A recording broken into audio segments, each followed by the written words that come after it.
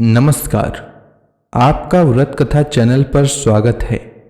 हिंदू पंचांग के अनुसार कजरी तीज हर साल भाद्रपद माह में कृष्ण पक्ष की तृतीया तिथि को मनाई जाती है।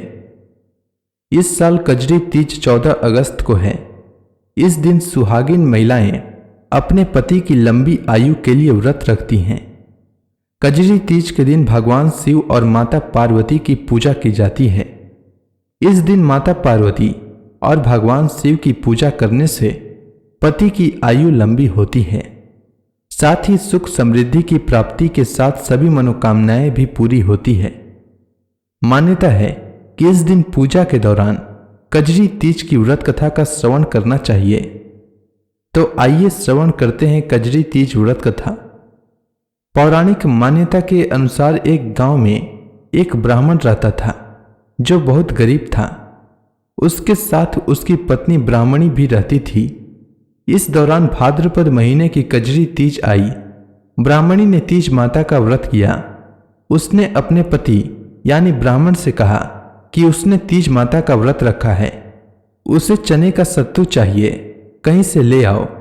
ब्राह्मण ने ब्राह्मणी को बोला कि वो सत्तू कहाँ से लाए, वैसे भी रात हो चुकी है।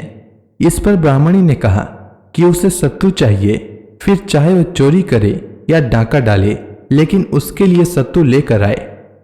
रात का समय था। ब्राह्मण घर से निकलकर साहूकार के दुकान के पास गया। साहूकार का दुकान बंद था। ब्राह्मण ने आसपास देखा, कोई नहीं था। तब ब्राह्मण साहूकार के दुकान में प्रवेश कर गया।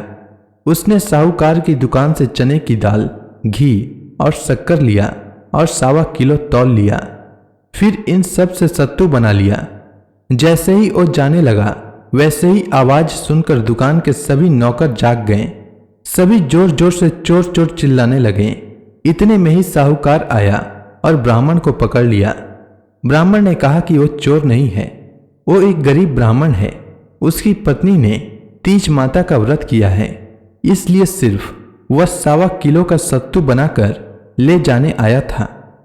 जब साहूकार ने ब्राह्मण की तलाशी ली तो उसके पास से सत्तू के अलावा कुछ और नहीं मिला।